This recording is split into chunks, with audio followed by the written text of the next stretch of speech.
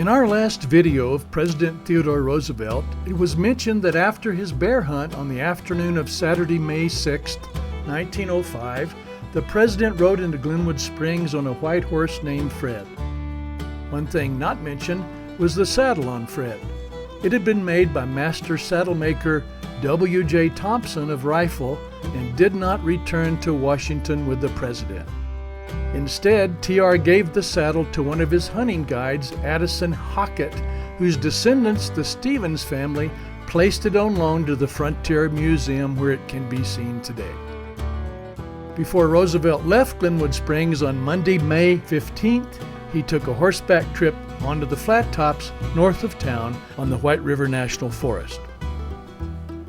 Not being able to find a surviving historic record of that trip, one can only surmise what was discussed. First, let's look at a few facts. The Forest Reserve Act of 1891 established forest reserves managed under the Department of Interior. The act gave the President of the United States authority to unilaterally set aside forest reserves from land in the public domain. The White River Plateau Timber Reserve was the second such reserve in the United States, by President Benjamin Harrison's signature.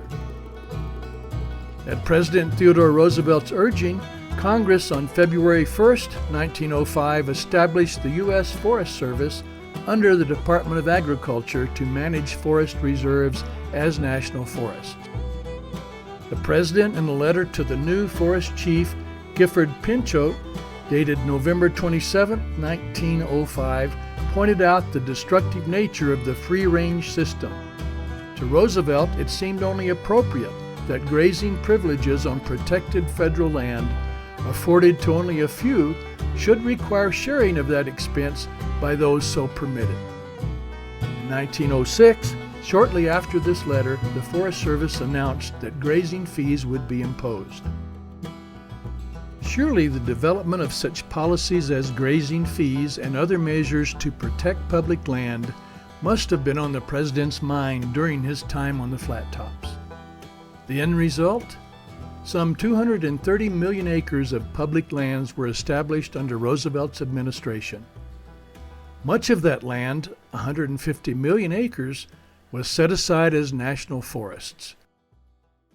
This is Bill Kight of the Glenwood Springs Historical Society's Frontier Museum, bringing you living history.